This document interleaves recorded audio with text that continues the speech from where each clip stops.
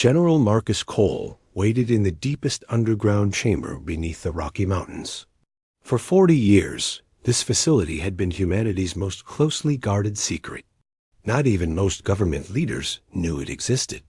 Only a handful of people had clearance to enter the chambers where Operation Deep Strike had been developing weapons that could reshape the galaxy. Bring them online, Cole ordered his technical staff. It's time to show the Council what humanity has really been building. The massive screens around the chamber flickered to life, displaying images from across the solar system. Hidden shipyards that had been disguised as asteroid mining operations revealed their true purpose. Construction facilities buried deep inside moons opened their protective covers. Weapon platforms that appeared to be communication satellites activated their targeting systems. For decades, humanity's best engineers and scientists had been preparing for exactly this situation.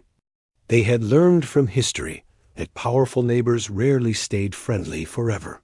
While human diplomats worked to build peace with alien species, human military planners had quietly prepared for war. The Retribution-class dreadnoughts were the crown jewel of the secret fleet. Each ship was 3 kilometers long and packed with the most advanced weapons humanity could build. They combined alien shield technology with human engineering improvements. Their faster-than-light drives could outrun anything the Council species possessed. Their kinetic weapons could crack planets in half with a single shot. 12 of these massive warships had been built in complete secrecy. The materials came from mining operations that officially produced metals for civilian construction projects. The workers believed they were building parts for space stations and transport vessels. Only the final assembly teams knew they were creating instruments of war. Dr. Patricia Evans had spent 15 years developing the quantum communication network that would make the human counterattack possible. Traditional galactic communications relied on networks controlled by the Council species. If humanity wanted to coordinate a galaxy-wide response, they needed their own way to send messages instantly across vast distances. The quantum network used principles that most alien species considered impossible. Human scientists had discovered how to entangle particles across interstellar distances and use them to carry information faster than light could travel.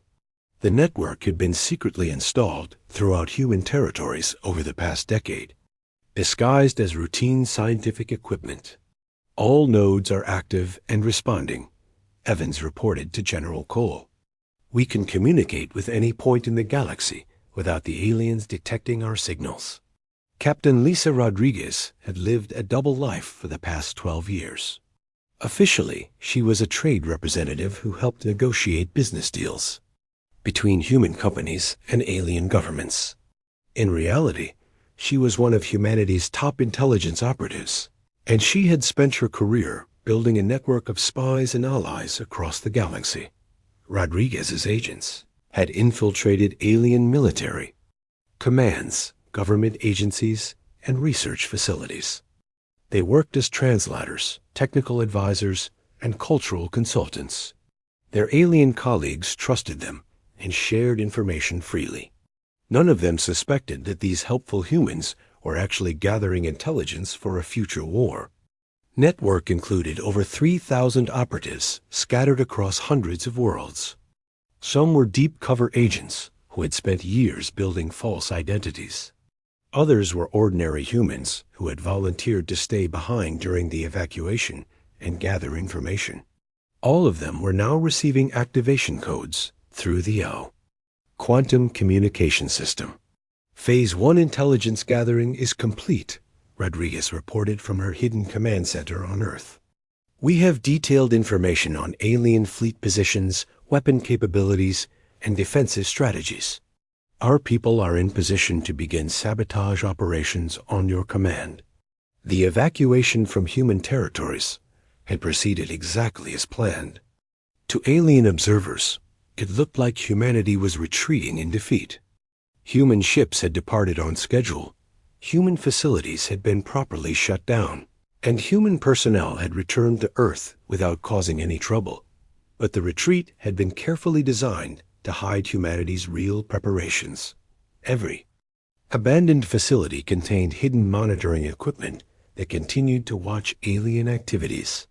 Weapon caches had been concealed in locations that appeared completely empty. Automated defense systems waited in standby mode, ready to activate when the time came. Most importantly, the humans had left behind thousands of small devices that looked like routine maintenance equipment. These seemingly innocent objects were actually sophisticated sabotage tools. They could disrupt alien computer systems, interfere with communications, and cause critical equipment failures at precisely the right moment. Admiral Morrison reviewed the final evacuation reports from his command center deep inside the Earth's moon. Every human civilian had been safely relocated to Earth or one of the inner system colonies. Every piece of critical technology had been recovered or destroyed to prevent alien capture. Every intelligence asset was in position and ready for activation. The Council thinks they've won, Morrison told his staff during the final briefing before operations began. They believe they've successfully intimidated humanity into surrender.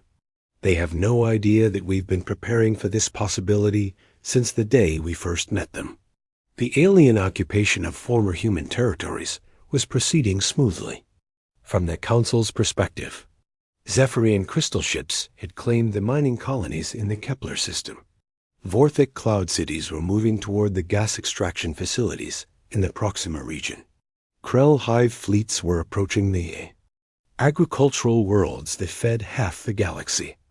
Nexari energy beings were flowing toward the power generation stations that supplied electricity to thousands of worlds. None of them realized that they were walking into carefully prepared traps. The humans had spent months placing exactly the right bait in exactly the right locations. Every facility the aliens wanted to claim had been modified with hidden surprises. Every resource they hoped to exploit had been rigged with delayed action. Sabotage devices. Dr. Bennett's Biological Warfare Division had been developing special weapons for the past 5 years. Unlike the brutal bioweapons that most species created, human biological warfare was designed to be precise and humane. The diseases they had created would disable alien military forces without causing permanent harm to civilian populations. Each weapon was specifically tailored to affect only the target species. The Zephyrian virus would disrupt their crystal matrix formation, making it impossible for them to maintain their physical structure. The Vorthic plague would interfere with their electrical communication systems, cutting them off from their collective consciousness. The Krell infection would scramble their hive mind coordination, leaving individual insects confused and helpless. The Nexari disruptor would destabilize their energy forms, forcing them to retreat to specially shielded facilities. The biological weapons are ready for deployment, Bennett reported to General Cole. We can disable their military forces across the entire galaxy within 72 hours of release. As the final preparations were completed, humanity waited for the right moment to spring their trap. The Council species had made a fatal error in their understanding of human nature. They had assumed that a young species would be easy to intimidate and quick to surrender. They were about to learn that humanity's greatest strength had never been their technology or their military power. It was their ability to think ahead, plan carefully, and strike with overwhelming force when the time was right. The galaxy was about to discover why underestimating humans was the last mistake many species ever made. Admiral Jake Morrison stood on the bridge of his flagship, watching the stars beyond the viewport. He had spent 30 years in space, serving humanity's interests across the galaxy. The last 2 centuries had been good to his species. Humans had joined the Galactic Federation and made their mark among the stars. Earth was no longer just a single world lost in space. It had become one of the most important planets in the galaxy. Human ships carried goods between distant worlds. Human doctors saved alien lives with new medicines. Human engineers built structures that amazed older species. Human diplomats solved problems that had existed for thousands of years, like Dr. Lisa. Bennett worked in her laboratory deep inside the Lunar Research Station. She studied alien life forms and helped create new technologies that benefited all species in the Federation. Her team had recently discovered a way to help the dying Altarian coral reefs recover. The Altarian Council had praised her work and given Earth a special trade agreement as thanks. The Galactic Federation included hundreds of species, but 4 ancient races controlled everything. The Zephyrians looked like walking crystals that sang when they moved. They had ruled space for over 50,000 years. The Vorthic lived in the clouds of gas-giant planets and spoke through electrical pulses. They controlled most of the galaxies. Energy production. The Krell were insect-like creatures that shared one mind across billions of bodies. They managed food production for most known worlds. The Nexari existed as pure energy and could travel through space without ships. They handled all major communications between distant parts of the galaxy. These 4 species made up the Galactic Council. They decided which worlds could join the Federation. They chose which technologies could be shared. They settled disputes between younger species. For 50 millennia, their word had been law across the known galaxy. Amanda Foster had just finished the most difficult job of her career. She was Earth's top diplomat, and she had spent 3 years working to end a war between the Drakmari Empire and the Helios Republic. These 2 species had been fighting for over 3,000 years. Millions had died. Entire star systems had been destroyed. Everyone said the war could never end, but Amanda found a way. She discovered that both sides had forgotten why they started fighting. The original cause had been a misunderstanding about mining rights to an asteroid field that no longer existed. She helped both sides see the truth. After months of careful talks, she got them to sign a peace treaty. The war was over. The galaxy celebrated Amanda's success. News networks across hundreds of worlds praised the human diplomat who had done the impossible. The Drakmari and Helios leaders both said that without Amanda's help, their species might have fought until they destroyed each other completely. But not everyone was happy about Amanda's success. In the crystal cities of SciFiPrime, the ruling council met in secret. The chamber hummed with worried songs as the ancient beings discussed what they had witnessed. The humans advanced too quickly, sang Elder Threnix, his crystalline body, glowing with concern. In just 2 centuries, they have achieved what takes most species 10,000 years to learn. Elder Vorthic Cloudmine's electrical voice crackled through the chamber's speakers. They solve problems we could not solve in 50 millennia. This foster female ended a war that predates our current council membership.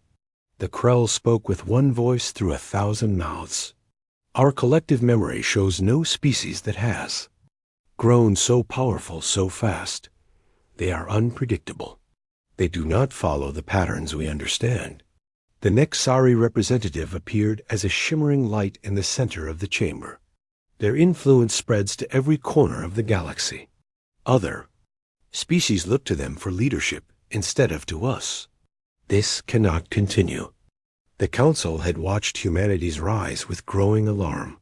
When humans first achieved faster-than-light travel, the Council had welcomed them as they did all new species. Humans seemed friendly and eager to learn. They followed Federation rules and contributed to galactic society. Everything appeared normal, but humans were different from other species in ways the Council had not expected. Where other races took careful, slow steps forward, humans leaped ahead with bold ideas and fast action. Where other species accepted traditional ways of doing things, humans asked why and found better methods. Where other species stayed in their assigned roles, humans reached out to make connections across the entire galaxy. Now human influence touched every part of galactic civilization. Human medical knowledge saved lives on 1,000 worlds. Human engineering made impossible construction. Projects succeed. Human agricultural techniques helped feed growing populations. Human military tactics had ended wars and prevented others from starting. Most disturbing of all, other species had begun to prefer working with humans instead of going through traditional council channels. Young races asked for human advisors instead of council overseers. Trade agreements included human representatives as standard practice. When problems arose, species called for human mediators before approaching the ancient authorities. Captain Ryan Hughes commanded the exploration. Vessel New Horizon. He was mapping star systems in the Andromeda Reach, far from Earth and the Central Federation worlds. His crew included humans and aliens working together, just like crews throughout the galaxy had done for generations. Ryan was examining survey data from a promising new system when his communications officer called for attention. Captain, we're receiving a priority message from Galactic Command. It's marked for all human vessels. Put it through to my ready room, Ryan said. He had no idea that he was about to receive news that would change everything for his species. The message began with standard Federation protocols, but the content was anything but standard. The Galactic Council had issued an emergency decree. All human presence in non-Earth territories would be terminated immediately. Every human ship, station, colony, and individual had 72 hours to return to the Sol system. The official reason given was incompatible evolutionary patterns and potential threat to galactic stability. The decree stated that humanity's rapid advancement and unpredictable behavior made them unsuitable for continued Federation membership. Earth would be quarantined indefinitely to protect galactic civilization from human influence. Ryan read the message 3 times before its meaning fully hit him. Humanity was being exiled from the galaxy. Everything his species had built over 2 centuries was being taken away. All the friendships, partnerships, and progress were being declared worthless. The message ended with a warning. Any human vessel that remained outside the Sol system after the deadline would be treated as a hostile force and destroyed. The Galactic Authority fleet was already moving to enforce the decree. Ryan called his bridge crew together and shared the terrible news. The aliens on his crew looked shocked and confused.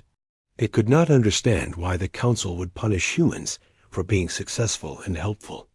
The human crew members felt anger and betrayal, but also fear for their friends and colleagues scattered across the galaxy. Similar scenes played out on hundreds of human ships throughout known space. The Exile Order reached every human outpost, research station, and diplomatic mission at the same time. In one moment, humanity went from being valued members of galactic society to unwanted refugees who had to flee for their lives. The galaxy would soon learn that exiling humanity had been a terrible mistake. President Karen Walsh stood before the United Earth Assembly, her face grim as she prepared to address representatives from every nation on the planet. The news from space had reached Earth just hours ago, and the world was still trying to understand what had happened. My fellow humans, she began, her voice carrying across the chamber and to billions watching around the globe. Today, we face the greatest challenge in our species' history. The Galactic Council has declared us unwelcome in the galaxy we helped build. They call us a threat to stability, but we know the real reason. They fear us because we succeeded where they expected us to fail. The assembly erupted in angry voices. Representatives shouted about the injustice and demanded immediate action. Karen raised her hand for silence. This is not just an insult to humanity. This is an act of war against a peaceful species that has given everything to help our galactic neighbors. We will not accept this exile quietly. Admiral Jake Morrison was already putting plans into motion. His staff worked around the clock to contact every human ship, station, and outpost in the galaxy. The evacuation had to look routine to avoid panic among alien populations who depended on human services. Send the recall order using standard fleet rotation codes, Morrison told his communications chief. Make it look like a normal personnel change. I don't want our alien friends to know what's really happening until we're ready to tell them. The order went out disguised as routine military business. Human captains received instructions to return to Earth for fleet modernization exercises and crew rotation schedules. Only the commanders knew the real reason for the sudden recall, Dr. Lisa. Bennett discovered something troubling while reviewing recent reports from human facilities across the galaxy. In the weeks before the Exiled decree, several strange incidents had occurred. Research data had been confiscated by Galactic Authority inspectors. Human-designed technologies had been copied without permission by Council species. Human colonies in remote areas had received unexpected safety inspections from alien officials. They were preparing for this, she told her assistant while reviewing the evidence. They've been studying our work and mapping our facilities. This exile wasn't a sudden decision. They've been planning it for months. Commander Steve Parker led Earth's Military Intelligence Division. His job was to watch for threats to human security, and he had been tracking suspicious alien activities for some time. When the exile order came, everything suddenly made sense. Parker's agents throughout the galaxy reported the same pattern. Council forces were moving into position around human territories. Supply ships were heading toward human colonies. Military units were gathering near human trade routes. The aliens weren't just exiling humanity. They were preparing to take everything humans had built. They're going to strip mine our colonies, Parker told Admiral Morrison during an emergency briefing. Every piece of technology, every resource, every strategic position we've developed over 2 centuries. They want us gone so they can claim everything we've created. The truth was worse than simple exile. The Council saw humanity as a resource to be harvested rather than a threat to be contained. Once humans were removed from the equation, the ancient species planned to divide up human achievements among themselves. Engineering. Chief Nicole Turner was working on the most complex logistical challenge in human history. Project Exodus wasn't just about moving humans back to Earth. Millions of alien refugees, traders, and immigrants had made their homes in human space over the decades. These beings had chosen to live among humans and build lives in human colonies. We're not abandoning our friends, Turner announced to her planning team. If they want to come with us, we'll find a way to bring them home. The project required relocating entire populations while maintaining the appearance of routine activities. Human transport ships began arriving at colonies and stations throughout the galaxy. The official reason given was scheduled maintenance upgrades and infrastructure improvements. Alien civilians who had integrated into human communities faced an impossible choice. They could stay and live under Council rule or abandon everything they had built to follow humanity into exile. Thousands chose to leave with their human neighbors, rather than trust the Council's promises of fair treatment. Captain Ryan Hughes watched his alien crew members make their decision.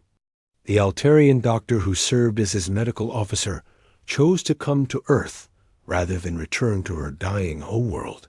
The Bendari engineer, who had worked with humans for 20 years, refused to abandon his human friends.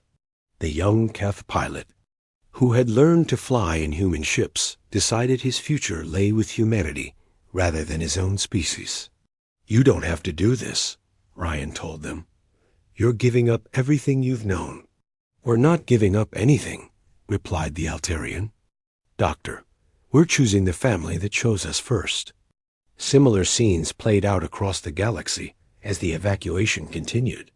The Council had expected humans to leave quietly and alone. Instead, they discovered that human influence had created deep bonds of loyalty that transcended species boundaries. The deadline approached rapidly. Human ships loaded with people, equipment, and precious research data began the long journey back to Earth. To outside observers, it looked like a massive but organized withdrawal. Hidden beneath the surface was careful preparation for something much more significant. Admiral Morrison made sure that every human facility left behind appeared to be properly shut down and secured. Alien inspectors who visited the abandoned stations found everything in order. Power systems were offline. Security networks were deactivated. Weapons were locked in storage. The humans seemed to have followed proper evacuation procedures exactly. What the inspectors didn't realize was that nothing was actually shut down. Hidden subroutines kept critical systems running in stealth mode. Automated programs continued monitoring activities throughout the galaxy. Weapon systems remained active but concealed. The humans had made everything look abandoned while keeping their eyes and ears open across known space. Dr. Bennett's research teams worked frantically to copy and transfer decades of scientific work. But they also left behind special gifts in their laboratories. Computer viruses designed to activate months later. Research samples that would contaminate alien studies with false data.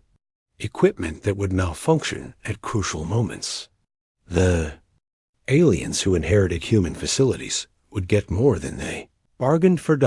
As the last human transport ships departed the outer colonies, Admiral Morrison broadcast a final message to the Galactic Council. He thanked them for their years of cooperation and expressed hope that future relations would be peaceful and productive. The message was so polite and diplomatic that council members congratulated themselves on successfully intimidating humanity into submission. The aliens had no idea that they were celebrating the beginning of their own downfall. Humanity's real response to exile was just getting started. 6 months had passed since humanity's exile from the galaxy, and the Galactic Council was celebrating their success. The ancient species had divided up human territories exactly as they had planned. Crystal ships mined precious metals from former human colonies. Gas giant harvesters collected energy from abandoned human facilities. Hive fleets processed food on worlds that humans had cultivated for generations. Energy beings absorbed power from stations that human engineers had built with their own hands. Elder Threnix sang with satisfaction as he reviewed reports from the occupied territories. The human facilities are even more advanced than we expected. Their mining equipment has increased our production by 300%. Their agricultural techniques have solved food shortages on 17 worlds. The Vorthic cloud mine crackled with pleasure through the chamber's speakers. The energy extraction methods they developed are decades ahead of our own technology. We are harvesting more power in 1 month than we previously collected in a full year. The Krell collective mind hummed with contentment. Human agricultural innovations have increased food production beyond our highest estimates. The younger species are praising our wisdom in claiming these resources. The Nexari representative glowed brightly with satisfaction. The galaxy has returned to proper order. The chaos caused by human unpredictability has ended. We have successfully preserved galactic stability.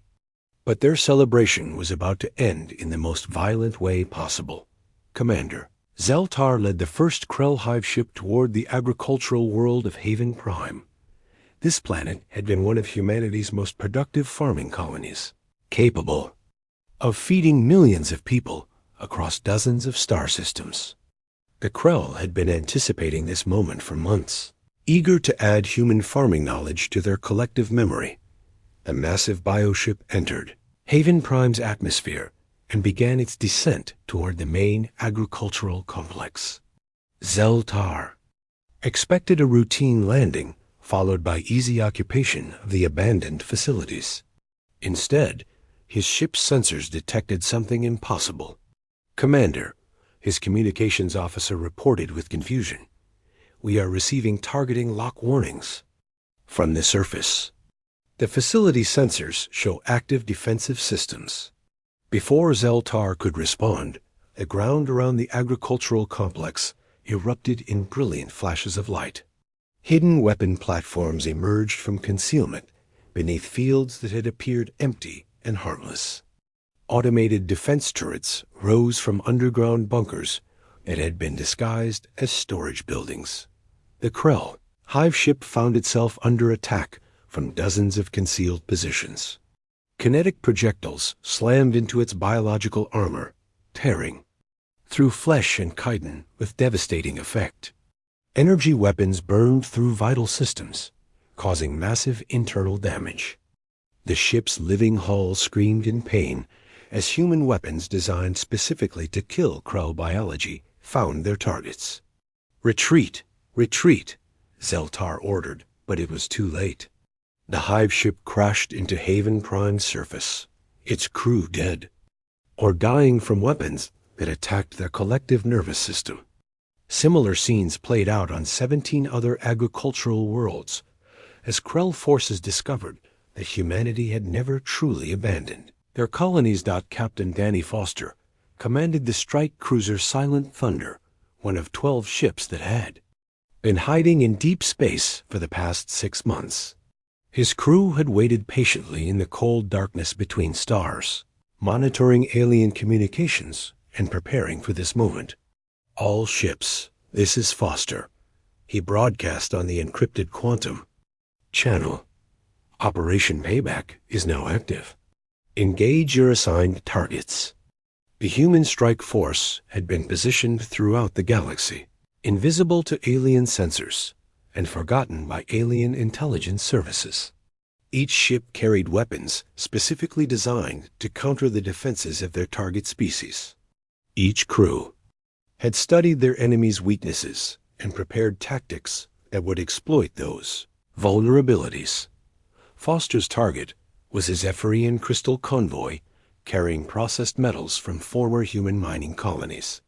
The aliens had loaded their ships with rare elements that human prospectors had discovered, and human miners had extracted over decades of dangerous work. A Silent Thunder dropped out of faster than light, traveled directly in the convoy's path. Before the crystal ships could react, human weapons began tearing into their formations. The kinetic projectiles that slammed into Zephyrian hulls were accelerated to near-light speed, carrying enough energy to shatter crystal armor like glass. "This is Captain Foster of the Human Liberation Fleet," he broadcast to the surviving alien ships. "You are carrying stolen property taken from human colonies. Surrender immediately or be destroyed." The Zephyrian commander tried to respond with threats and demands, but his words were cut short as another wave of human projectiles reduced his flagship to glittering debris.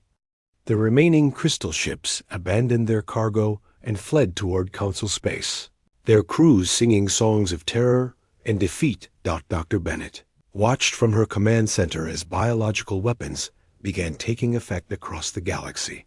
The specially designed viruses had been released simultaneously on hundreds of worlds, targeting only the military forces of the 4 Council species.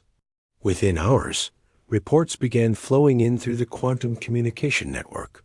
Zephyrian troops found their crystal bodies becoming unstable and difficult to control. Vorthic soldiers lost their ability to communicate with their gas giant cities. Krell warriors became separated from their hive mind and wandered in confusion. Nixari forces discovered they could no longer maintain their energy forms and had to withdraw to protective facilities. "Biological weapons deployment is 100% successful," Bennett reported to General Cole. "Enemy military effectiveness has been reduced by approximately 80% across all target zones. No adverse effects detected in allied alien populations." The aliens quickly realized that humanity had never truly left the galaxy. Hidden bases that had been invisible for months suddenly revealed themselves as human ships launched coordinated attacks throughout known space. Communication networks that the Council had trusted for millennia were compromised by human infiltrators who had been gathering intelligence for years. Admiral Morrison coordinated the galaxy-wide offensive from his command center, watching as decades of careful planning unfolded with devastating precision. Human forces struck at alien supply convoys, communication hubs, military installations, and resource processing centers. Every attack was carefully targeted to damage alien military capabilities while avoiding harm to civilian populations. Phase 1 objectives achieved ahead of schedule, Morrison announced to his staff. Alien military resistance has collapsed in all primary target zones. Phase 2 assault teams are ready to begin liberation operations. The speed and effectiveness of humanity's response shocked alien observers throughout the galaxy. Species that had remained neutral during the exile suddenly found themselves reconsidering their positions as human forces, demonstrated capabilities that exceeded anything the ancient council possessed. The 4 ruling species discovered too late that they had made a terrible mistake. They had exiled humanity expecting easy victory and rich rewards. Instead, they had awakened a sleeping giant that was now striking back with the full fury of a species that had been betrayed by those they had trusted and served. The massive dreadnought Vengeance emerged from faster-than-light travel at the edge of the Zephyr system, its 3-kilometer hull bristling with weapons that no alien species had ever seen before. President Karen Walsh stood on the bridge, watching, as the ancient crystal homeworld appeared on the main view screen. Behind her ship, 11 other Retribution-class dreadnoughts dropped out of hyperspace in perfect formation. "Open a channel to the Galactic Council," Walsh ordered her communications officer. "It's time to have a conversation about justice." The signal reached SciFiPrime within seconds, carrying a message that would reshape the balance of power in the galaxy forever. Walsh's image appeared on screens throughout the crystal cities, her expression calm but determined as she addressed the beings who had exiled her species. "I am President Karen Walsh of the United Earth Federation," she began, her voice carrying the authority of a species that had been pushed too far. 6 months ago, you declared humanity unwelcome in the galaxy we helped build. You called us a threat to stability, while you prepared to steal everything we had created. Today, we have come to collect what you owe us. Elder Threnix's crystal body vibrated with shock and fear as he realized the size and power of the human fleet. His sensors showed weapons that could destroy entire planets with a single shot. The energy readings from the human ships exceeded anything in the Council's arsenal. "This is impossible," he sang in disbelief. The humans had no military capabilities. They were explorers and traders, not warriors. But Admiral Morrison's response came swift and devastating. The lead human ship fired a single kinetic projectile at an uninhabited moon orbiting SciFiPrime. The projectile, accelerated to 90% of light speed, struck the moon's surface with the force of a stellar explosion. In seconds, the entire moon cracked apart like an egg, its fragments scattering into space. "That was a demonstration," Morrison announced from the bridge of his flagship. "The next shot will target your military installations unless you surrender immediately."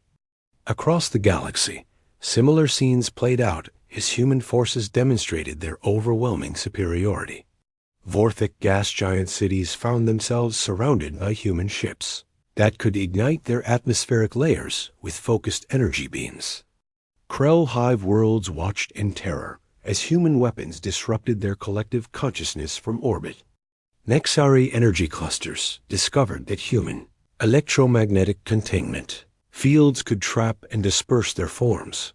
The ancient species had ruled the galaxy for 50,000 years through technological superiority and military dominance. In a single day, humanity had proven that their reign was over. Captain Ryan Hughes commanded a liberation fleet that was freeing alien civilians trapped in the war zones. His ships moved through contested space, evacuating non-combatants and providing medical aid to those injured in the fighting. The actions demonstrated that humanity sought justice rather than genocide, mercy rather than revenge. We're receiving surrender requests from 17 Krell hive clusters, Hughes reported to Admiral Morrison. They're requesting safe passage to neutral territory in exchange for releasing all human prisoners and stolen property. Grant their request, Morrison replied. But make sure they understand that any attempt to return to former human territories will be met with immediate destruction. The speed and precision of humanity's counteroffensive had shattered the Galactic Council's ability to respond effectively. Their fleets were scattered across hundreds of star systems, many of them disabled by biological weapons or destroyed by surprise attacks. Their communication networks had been compromised by human infiltrators who had spent years gathering intelligence. Their strategic plans had been anticipated and countered by human forces that seemed to be everywhere at once. Dr. Bennett's Biological Warfare Division continued to refine their weapons, ensuring that alien military forces remained incapacitated while civilian populations were protected. The diseases were designed to be temporary, wearing off after several weeks if not treated. The message was clear. Humanity would defend itself ruthlessly, but would not commit genocide. Military effectiveness of all 4 Council species is now below 20%, Bennett reported to President Walsh.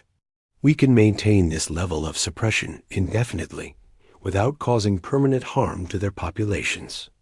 The younger species throughout the galaxy watched in amazement as humanity dismantled the ancient power structure that had controlled their lives for millennia. Many had suffered under Council rule, but had never dared to resist. Now they saw that the supposedly invincible elders could be defeated by determination, intelligence, and superior preparation. Delegations from dozens of species began arriving at the edge of human space, requesting meetings with President Walsh and offering to support humanity's demands for justice. The galaxy was rapidly choosing sides, and most were choosing to stand with the species that had fought back against tyranny. Commander Steve Parker's intelligence network provided real-time information about alien fleet movements and political developments. His agents reported that several Council member species were preparing to withdraw from the Federation rather than continue supporting the failed exile policy. The Altarians have recalled their ambassador from the Council, Parker informed Walsh. During a strategy briefing, the Bandari Republic is refusing to provide supplies to Council military forces. The Keth Confederation has declared neutrality and opened their space to human ships. The political collapse of the Galactic Council proceeded as quickly as their military defeat. Species that had accepted Council authority for thousands of years suddenly found themselves questioning why they had allowed 4 ancient races to control their destinies. President Walsh addressed the galaxy from the Bridge of the Vengeance, explaining humanity's terms for ending the conflict. The demands were simple but non-negotiable. Immediate withdrawal of all alien forces from human territories, return of all stolen property and technology, formal recognition of humanity's right to exist in the galaxy, and reparations for damages caused during the occupation. We do not seek to rule the galaxy, Walsh declared. We seek only justice for the crimes committed against our species and protection for the rights of all sentient beings. The age of rule by ancient authority is over. The future belongs to cooperation between equals. The surrender came not as a single dramatic moment, but as a gradual collapse that spread across the galaxy over several days. One by one, the 4 Council species abandoned their positions and retreated to their homeworlds. Their fleets were either destroyed or disabled. Their occupation forces were evacuated under human supervision. Their stolen property was returned to its rightful owners. Admiral Morrison accepted the formal surrender of the Council Fleet Commander in a ceremony broadcast throughout known space.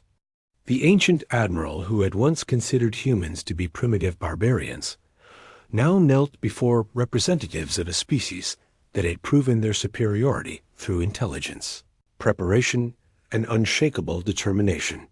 The galaxy would never again underestimate the species that had turned apparent defeat into total victory. Humanity's response to exile had indeed been swift and unforgiving, but it had also been just. They had proven that strength without wisdom was meaningless, and that the future belonged to those who fought for justice rather than those who clung to outdated authority. That the age of human ascendancy had begun.